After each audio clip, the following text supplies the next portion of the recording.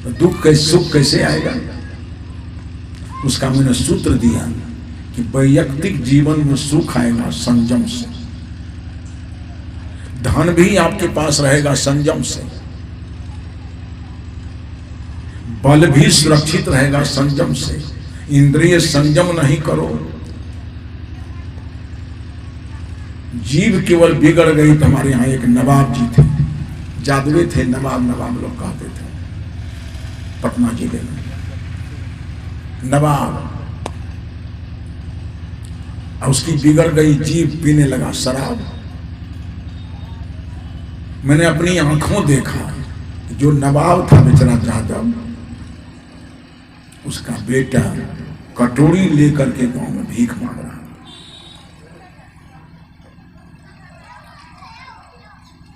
इस शराबी नशे दुष्व्यसनी लोग कभी सुखी नहीं हो सकते। गोस्वामी तुलसीदास जी ने कहा है,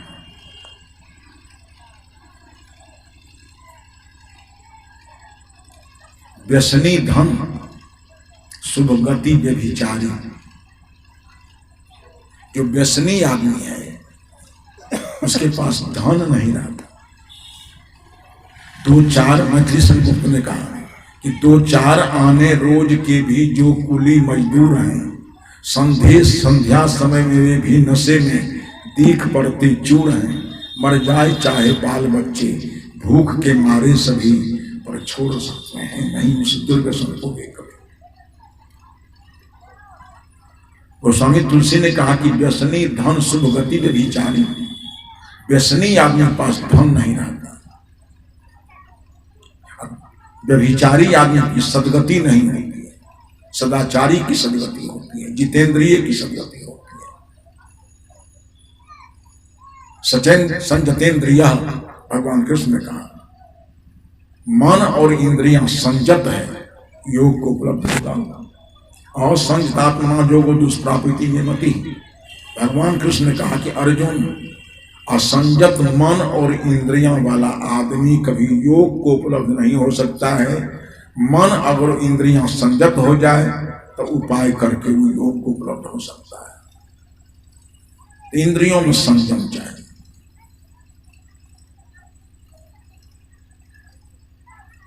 पहले हमारे लोग यहां कहते थे, तुलसीदास जी रामचरित मानस से लिखे हैं कि चौथे पन निर्प कानन जाओ। इस सिनेमा टीवी के युग में क्या हो गया, ये चतुर्थ अवस्था आती थी यहाँ के लोगों की, कानन संन्यास ले लिया संसार से। हमको बचपन में याद है कि जब बेटा हो गया, बेटे की शादी हो गई, तो बूढ़ा दरवाजा पर ही भोजन करता था, आंगन में भोजन करने नहीं जाता। इतना संयम। अब बेटा का घर बस गया, हमारा घर नहीं रहा, दरवाजा पर विश्राम। वृद्धावस्था आ गई तो चौथे पंदिर पर कानन जाओ। आज टीवी जमाना की जमाना में कैसा हो गया, तो चौथे पंदिर पर आंगन जाओ। औदार्य उनका दिखता है एकमात्र विवाह में। यहाँ के बूढ़े लोग दान दक्षिणा, विद्यालय बनवाना, पुस्तकालय बनवाना, सत्संग करना, औदारता उनकी केवल अच्छे कामों में। आज इतना विपरीत हो गया दिमाग लोगों का कि औदार्य उनका दिखता है एकमात्र विवाह में। शायद मरे भी जी उठे वो नाम सुनकर ब्याह का। औदार्य उनका दिखता है नाच रंगत प्रवाह में, शायद मरे भी जी उठे वो नाम सुनकर ब्याह का। इतना मन असंजत हो गया है। कम से कम विरह ब्रह्मचर्य है, गृहस्थ है, वानप्रस्थ है, संन्यास है। ये कर्मबद्ध ढंग से 4 अवस्थाओं को जीना चाहिए।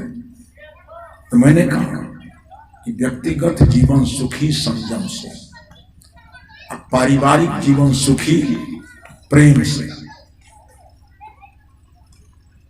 परिवार में प्रेम चाहिए। वो प्रेम के कई रूप हैं। प्रेम का व्यवहार में रूपांतरण, प्रेम का व्यवहार में उसकी परिणति, माता पिता में श्रद्धा, बूढ़े बुजुर्गों में श्रद्धा, विद्वानों में श्रद्धा, संत गुरुजनों में श्रद्धा। साधु संतों की सेवा केवल करो सो बात नहीं है। साधु संतों की सेवा करो और लोगों को लतियाओगे। साधु संतों का श्रद्धापूर्वक संग करो। सुन लीजिए अपनी बातों को मैं समाप्त करूंगा। साधु संतों का श्रद्धापूर्वक संग करो, प्राणी मात्र की सेवा करो। सेवा प्राणी मात्र के लिए, संतों का संग श्रद्धापूर्वक। जब कोई विवेकी वैराग्यवान संत मिल जाए, प्रणति पूर्वक उनका नमन करके सामने बैठ करके सेवा शुश्रूषा करके कुछ प्रश्न करो, कुछ समझो, पूछो, ज्ञान करो। तो संतों का संग, प्राणियों की सेवा।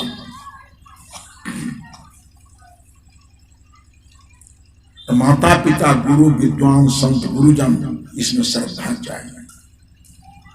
समान के वर्ग के लोग हों, उसमें प्रेम चाहिए।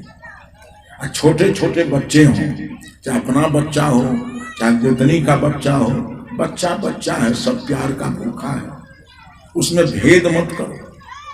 बच्चे सभी बच्चे हैं, सभी प्यार के भूखे हैं। बच्चों को प्यार लुटाते चलाओ, स्नेह लुटाते जाओ। बाजार से आए हो, कुछ मिठाइयां लेकर के आए हो, अपने बेटे को दोगे ही। गोतनी का बेटा है, उसको मिठाई दे दो। पड़ोसी का कोई बच्चा आ गया तो उसको ही प्यार दे दो। बच्चे सही प्यार चाहते हैं। तो माता पिता, गुरु, विद्वान, संत, गुरुजन, उसमें श्रद्धा, प्रेम का रूपांतरण। समान वर्ग के लोग उसमें प्रेम, एक साथ उठना, एक साथ बैठना, एक साथ बोलना, खाना पीना, भाईचारा। छोटे छोटे बच्चों में स्नेह। मानवेतर जो प्राणी है, जितने चतुष्पद प्राणी जानवर हैं, उसमें करुणा। ये प्रेम का रूपांतरण है। श्रद्धा, प्रेम, स्नेह और करुणा।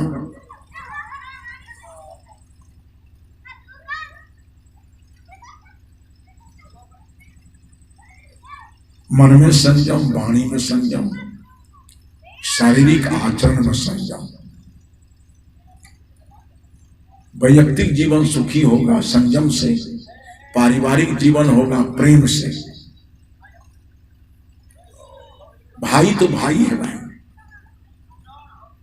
भ्रातृ प्रेम चाहिए, भ्रातृ प्रेम चाहिए। भ्रातृ भी कहते हैं भतीजा को। बेटा में भतीजा में अंतर नहीं मानना।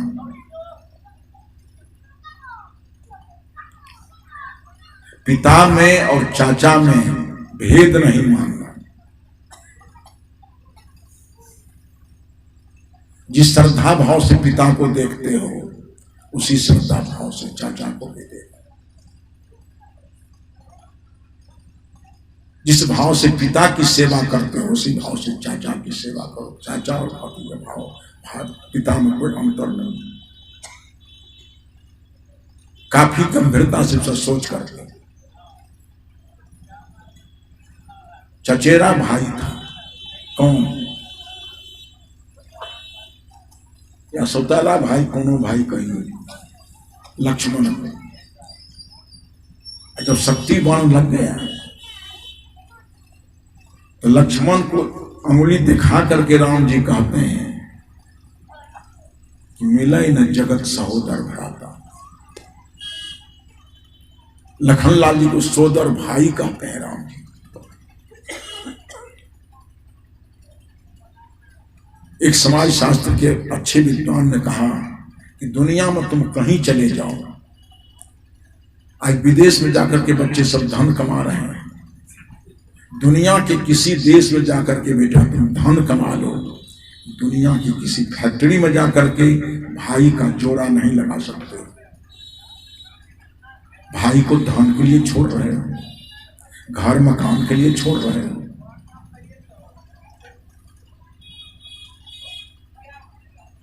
भाई अनुत्तम चीज है, कुछ भी दे करके भाई मिल नहीं सकता।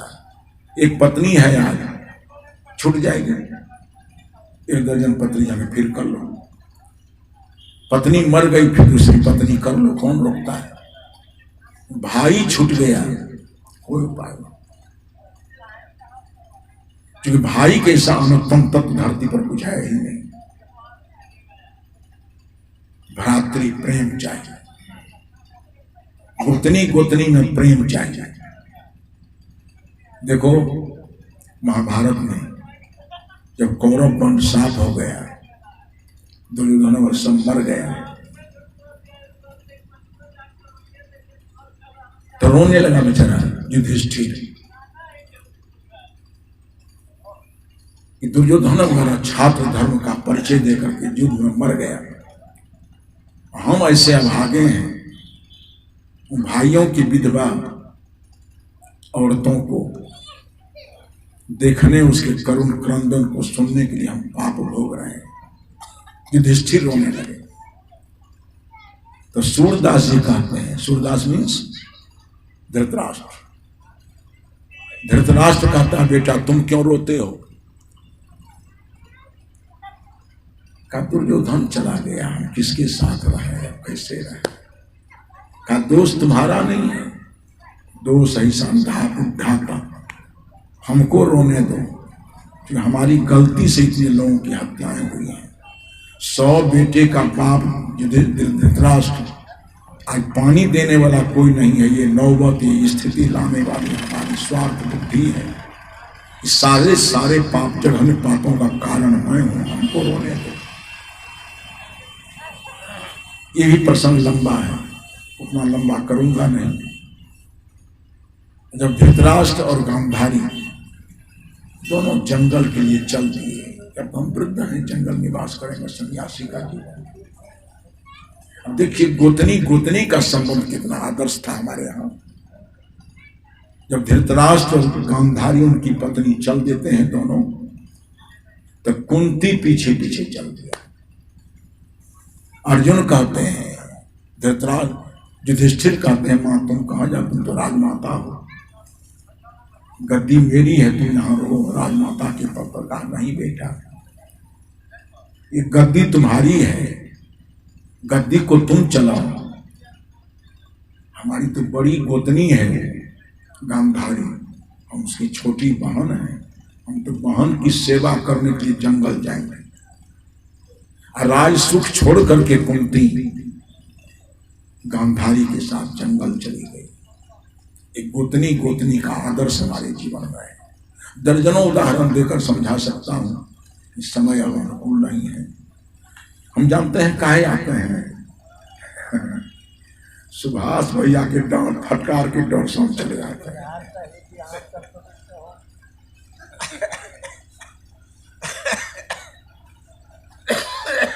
अब तो उनका फटकार पूरा हो गया, हम आगे कुछ निवेदन कर दिया।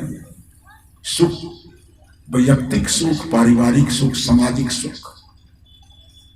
व्यक्ति में सुख आएगा संयम से, परिवार में सुख आएगा प्रेम से, समाज में संतुलन आएगा, व्यवस्था आएगी न्याय से। हर भाई बहन के अंदर संयम, प्रेम और न्याय बड़ा विवेचनीय विषय है। इसको और लंबा विश्लेषण विवेचन किया जा सकता है। इस समय के अनुसार इन्हीं 3 बिंदुओं पर थोड़ी चर्चा करके एक बार पुनः दिवंगत मनबोध स्वरूप साहब और माता जी की पवित्र आत्मा के प्रति अनंत अनंत श्रद्धा सुमन समर्पित करते हुए, सभी भाइयों के प्रति धन्यवाद ज्ञापित करते हुए, कम से कम माता पिता के संकल्प को कालरूप देते प्रत्येक वर्ष चले जा रहे हैं। यही सद्बुद्धि आप लोगों में रहे, यही कार्यक्रम करते रहे, आपस में सभी भाई प्रेम से रहे, प्रेम में वातावरण परिवार का हो। इन्हीं शब्दों के साथ बातों को विराम दे रहा हूं।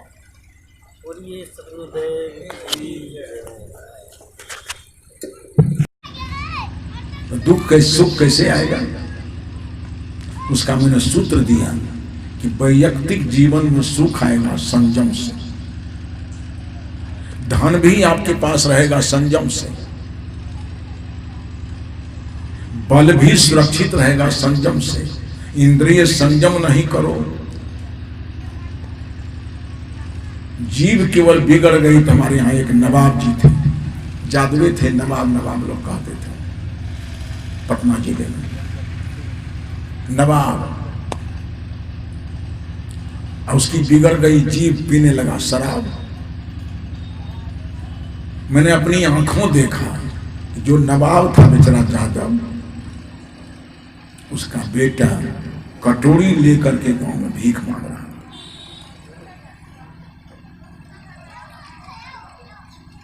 इस शराबी नशे दुष्व्यसनी लोग कभी सुखी नहीं हो सकते। गोस्वामी तुलसीदास जी ने कहा है,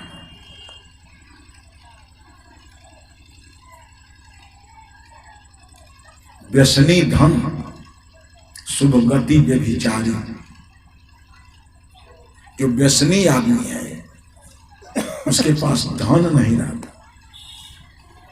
दो चार, मैथिली संगुप्त ने कहा कि दो चार आने रोज के भी जो कुली मजदूर हैं, संध्या समय में वे भी नशे में दीख पड़ते चूर हैं।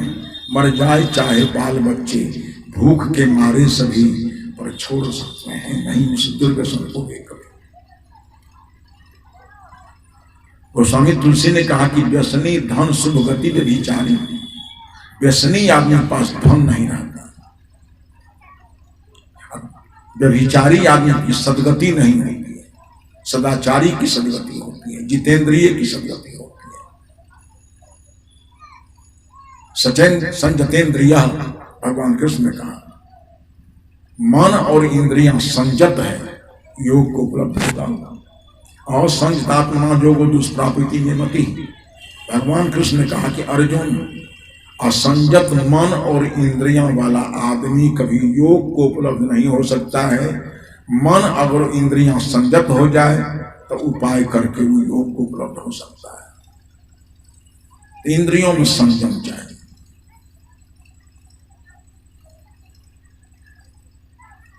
पहले हमारे लोग यहां कहते थे, तुलसीदास जी रामचरित मानस से लिखे हैं कि चौथे पन निरप कानन जान।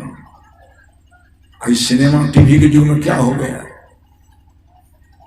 ये चतुर्थ अवस्था आती थी यहाँ के लोगों की, कानन संन्यास ले लिया संसार से।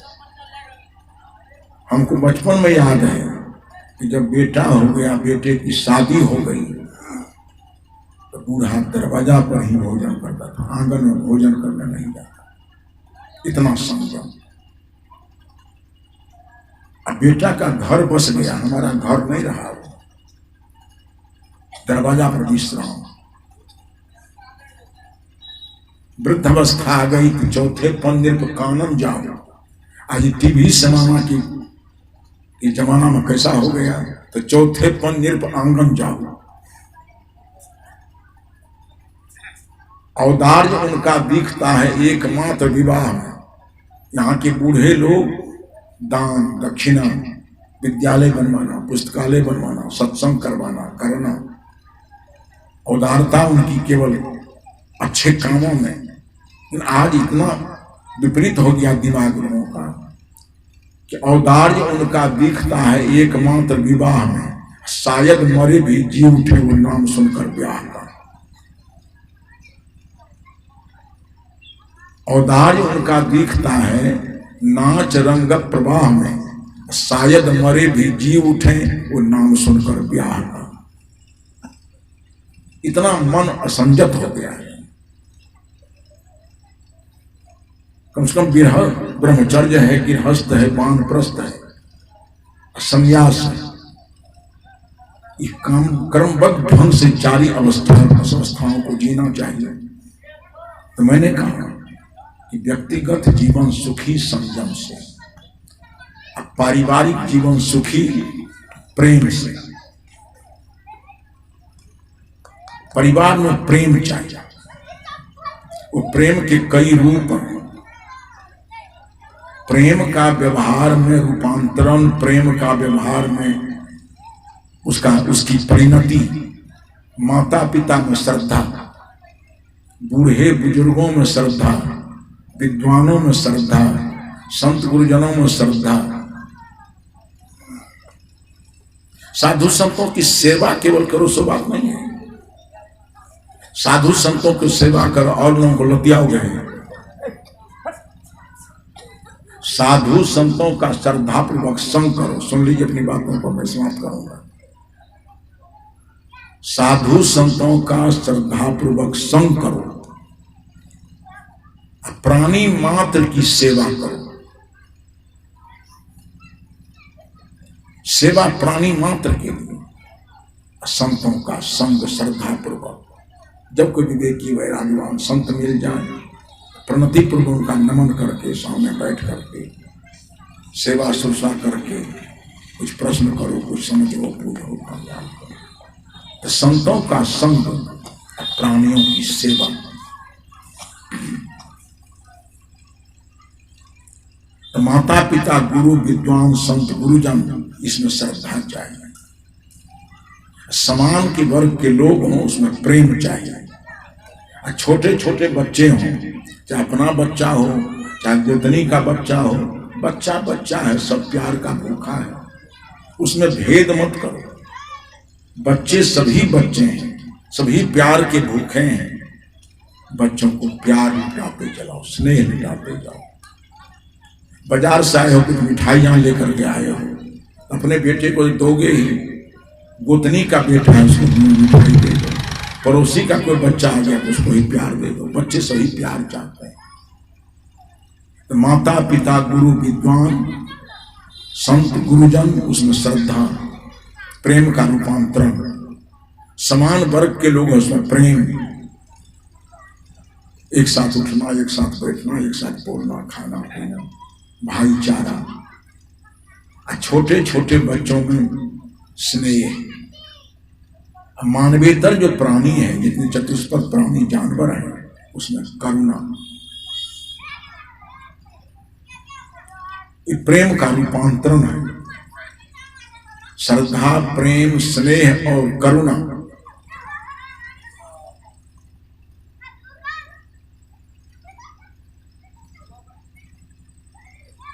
मन में संयम, वाणी में संयम, शारीरिक आचरण में संयम। वैयक्तिक जीवन सुखी होगा संयम से, पारिवारिक जीवन होगा प्रेम से। भाई तो भाई है भाई, भ्रातृ प्रेम चाहिए, भ्रातृ प्रेम चाहिए। भ्रातृ भी कहते हैं भतीजा को। बेटा में भतीजा में अंतर नहीं मानना।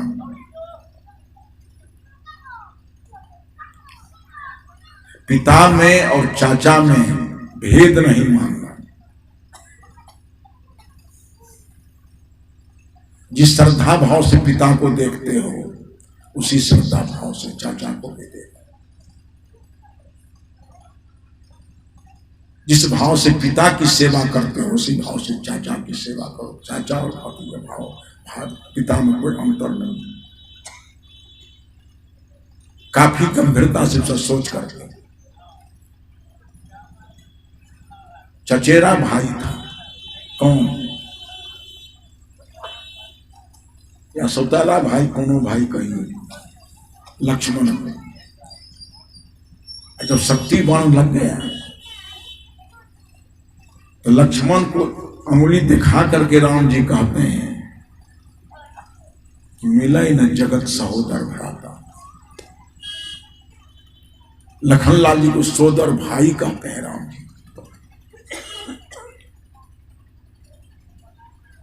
एक समाज शास्त्र के अच्छे विद्वान ने कहा कि दुनिया में तुम कहीं चले जाओ, आज विदेश में जाकर के बच्चे सब धन कमा रहे हैं। दुनिया के किसी देश में जाकर के बेटा तुम धन कमा लो, दुनिया की किसी फैक्ट्री में जाकर के भाई का जोड़ा नहीं लगा सकते। भाई को धन के लिए छोड़ रहे हो, घर मकान के लिए छोड़ रहे हो।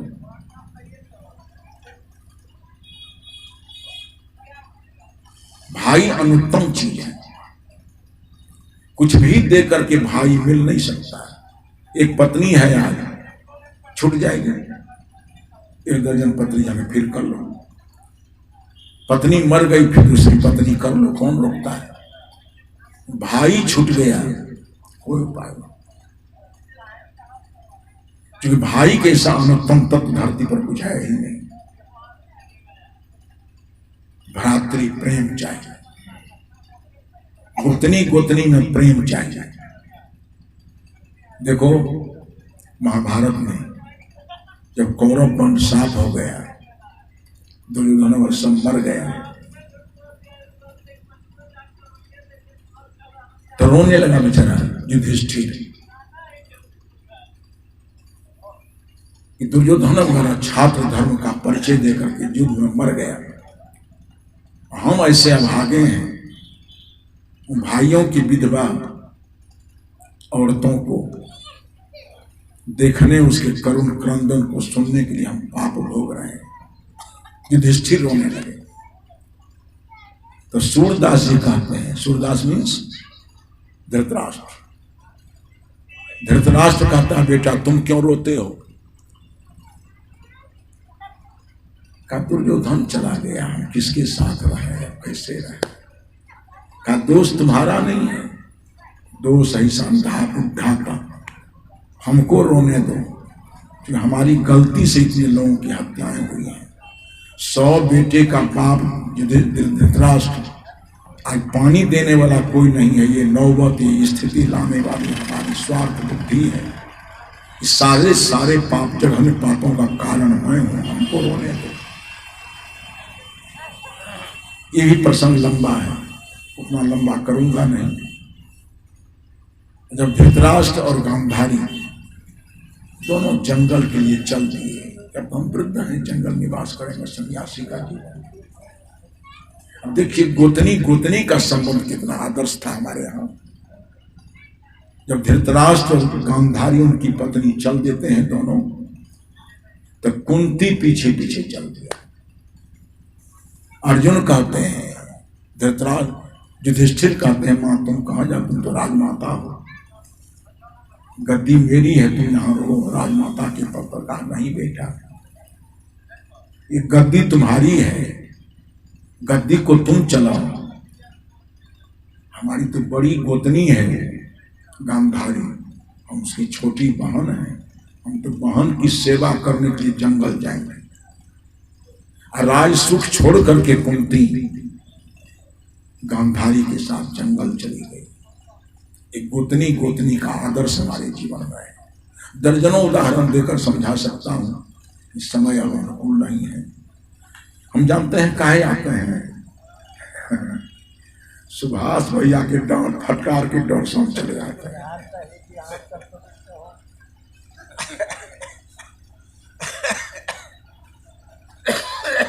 अब तो उनका फटकार पूरा हो गया, हम आगे कुछ निवेदन कर दिया। सुख, वैयक्तिक सुख, पारिवारिक सुख, सामाजिक सुख। व्यक्ति में सुख आएगा संयम से, परिवार में सुख आएगा प्रेम से, समाज में संतुलन आएगा, व्यवस्था आएगी न्याय से। हर भाई बहन के अंदर संयम, प्रेम और न्याय बड़ा विवेचनीय विषय है। इसको और लंबा विश्लेषण विवेचन किया जा सकता है। इस समय के अनुसार इन्हीं 3 बिंदुओं पर थोड़ी चर्चा करके एक बार पुनः दिवंगत मनबोध स्वरूप साहब और माता जी की पवित्र आत्मा के प्रति अनंत अनंत श्रद्धा सुमन समर्पित करते हुए, सभी भाइयों के प्रति धन्यवाद ज्ञापित करते हुए, कम से कम माता पिता के संकल्प को कालरूप देते प्रत्येक वर्ष चले जा रहे हैं। यही सद्बुद्धि आप लोगों में रहे, यही कार्यक्रम करते रहे, आपस में सभी भाई प्रेम से रहे, प्रेम में वातावरण इस परिवार का हो। इन्हीं शब्दों के साथ बातों को विराम दे रहा हूँ।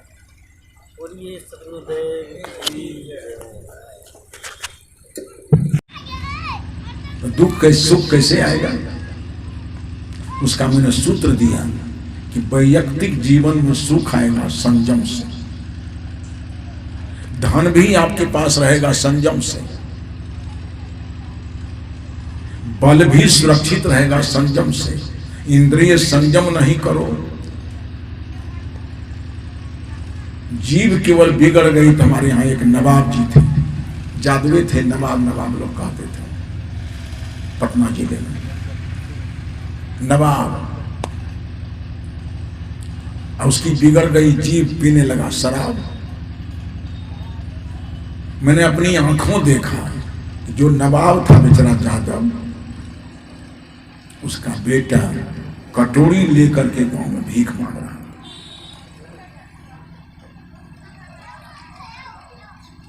इस शराबी नशे दुष्व्यसनी लोग कभी सुखी नहीं हो सकते। गोस्वामी तुलसीदास जी ने कहा है,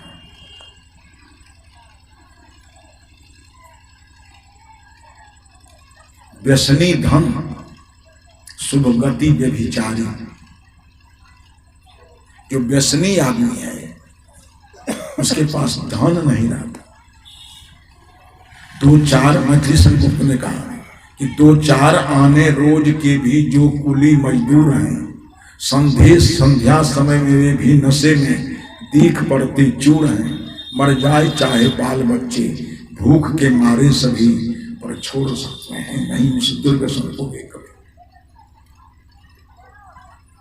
गोस्वामी तुलसी ने कहा कि व्यसनी धन शुभ गति व्यभिचारी। व्यसनी आदमी के पास धन नहीं रहता।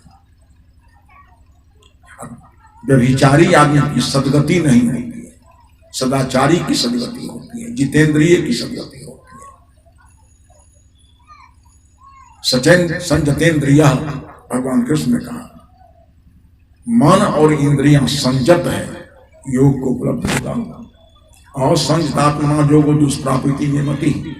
भगवान कृष्ण ने कहा कि अर्जुन, असंजत मन और इंद्रियां वाला आदमी कभी योग को उपलब्ध नहीं हो सकता है।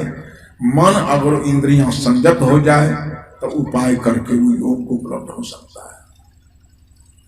इंद्रियों में संयम चाहिए।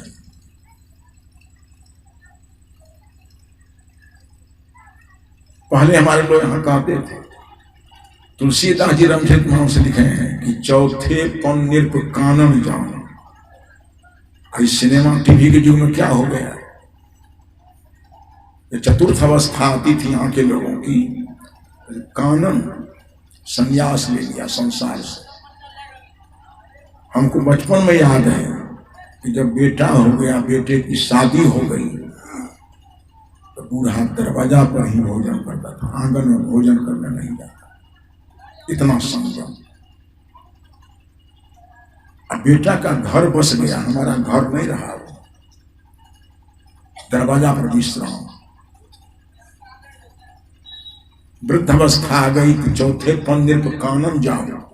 आज टीवी जमाना की जमाना में कैसा हो गया, तो चौथे पंदिर पर आंगन जाओ।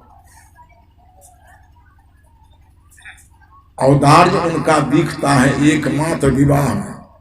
यहाँ के बूढ़े लोग दान दक्षिणा, विद्यालय बनवाना, पुस्तकालय बनवाना, सत्संग करवाना, करना, औदारता उनकी केवल अच्छे कामों में।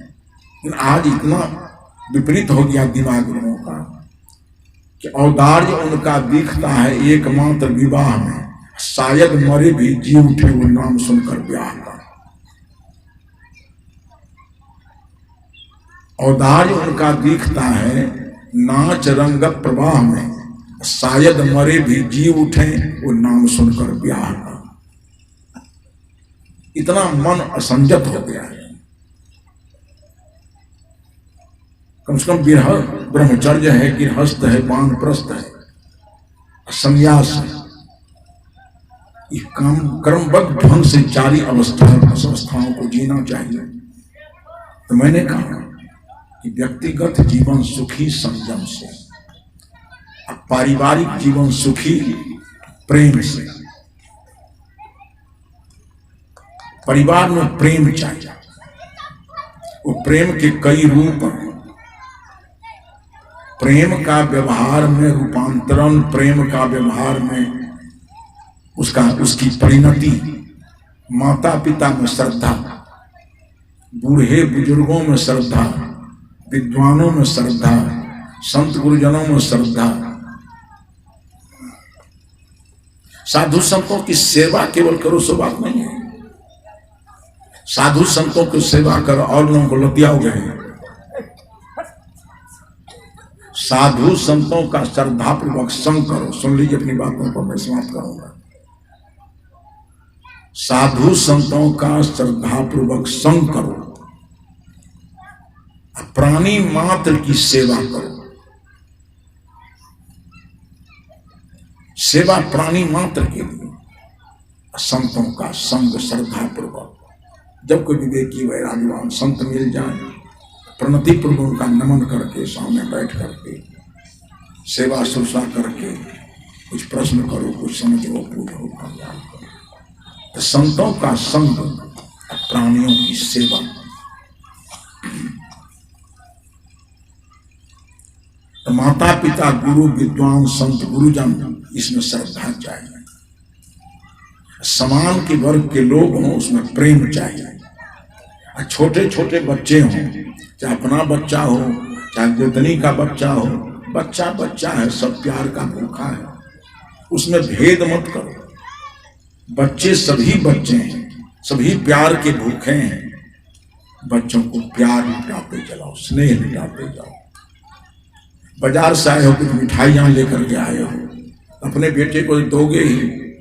गोतनी का बेटा है, उसको मिठाई दे दो। पड़ोसी का कोई बच्चा आ गया तो उसको ही प्यार दे दो। बच्चे सही प्यार चाहते हैं। तो माता पिता, गुरु, विद्वान, संत, गुरुजन, उसमें श्रद्धा, प्रेम का रूपांतरण। समान वर्ग के लोग उसमें प्रेम, एक साथ उठना, एक साथ बैठना, एक साथ बोलना, खाना पीना, भाईचारा। छोटे छोटे बच्चों में स्नेह। मानवेतर जो प्राणी है, जितने चतुष्पद प्राणी जानवर हैं, उसमें करुणा। ये प्रेम का रूपांतरण है। श्रद्धा, प्रेम, स्नेह और करुणा।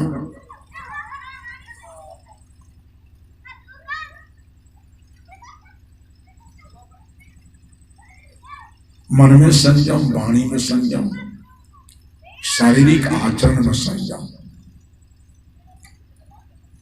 वैयक्तिक जीवन सुखी होगा संयम से, पारिवारिक जीवन होगा प्रेम से। भाई तो भाई है भाई, भ्रातृ प्रेम चाहिए, भ्रातृ प्रेम चाहिए। भ्रातृ भी कहते हैं भतीजा को। बेटा में भतीजा में अंतर नहीं मानना।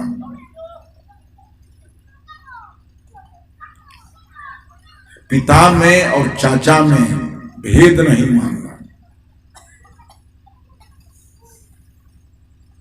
जिस श्रद्धा भाव से पिता को देखते हो, उसी श्रद्धा भाव से चाचा को भी देखो। जिस भाव से पिता की सेवा करते हो, उसी भाव से चाचा की सेवा करो। चाचा और भतीजा भाव, पिता में कोई अंतर नहीं। काफी गंभीरता से सब सोच करके। चचेरा भाई था, कौन? या सौतेला भाई, कोनो भाई कहिए, लक्ष्मण को। जब शक्ति बाण लग गया तो लक्ष्मण को अंगुली दिखा करके राम जी कहते हैं कि मिला ही न जगत सहोदर भ्राता। लखनलाल जी को सोदर भाई कहते हैं राम जी।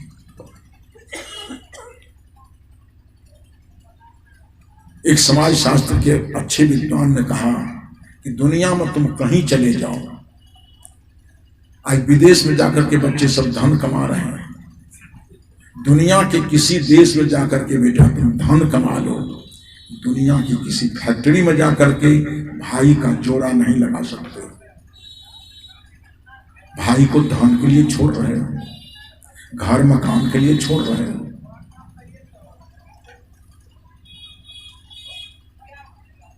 भाई अनुत्तम चीज है, कुछ भी दे करके भाई मिल नहीं सकता। एक पत्नी है, आज छूट जाएगी, 1 दर्जन पत्नी जाके फिर कर लो। पत्नी मर गई, फिर दूसरी पत्नी कर लो, कौन रोकता है? भाई छूट गया, कोई उपाय नहीं, क्योंकि भाई के ऐसा अनुत्तम तत्व धरती पर कुछ है ही नहीं। भ्रातृ प्रेम चाहिए, गोतनी गोतनी में प्रेम चाहिए। देखो महाभारत में जब कौरव पंड साफ हो गया, दुर्योधन और सब मर गया, तो रोने लगा बेचारा युधिष्ठिर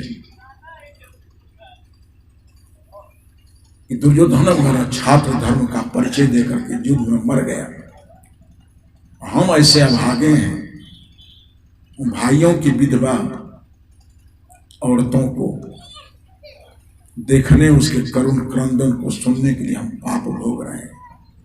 युधिष्ठिर रोने लगे। तो सूरदास जी कहते हैं, सूरदास मीन्स धृतराष्ट्र। धृतराष्ट्र कहता है बेटा तुम क्यों रोते हो?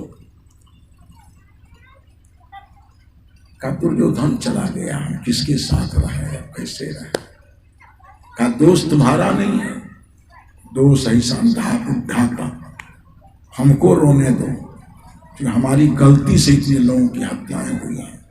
100 बेटे का बाप धृतराष्ट्र, आज पानी देने वाला कोई नहीं है। ये नौबत, ये स्थिति लाने वाली हमारी स्वार्थ बुद्धि है। सारे पाप जघन्य पापों का कारण मैं हूं, हमको रोने दो।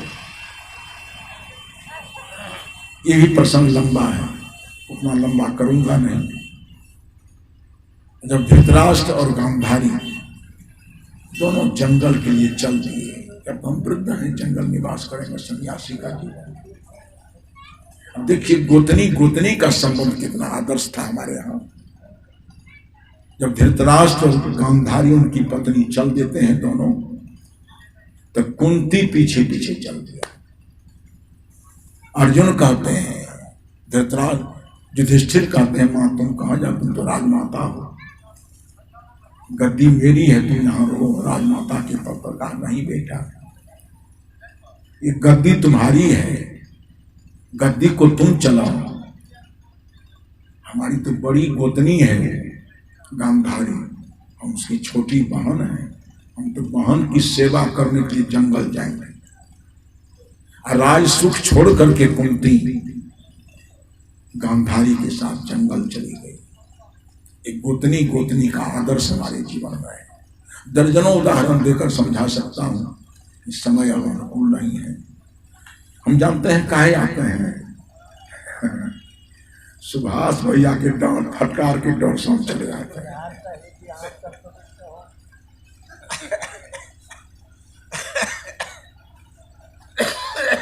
अब तो उनका फटकार पूरा हो गया, हम आगे कुछ निवेदन कर दिया।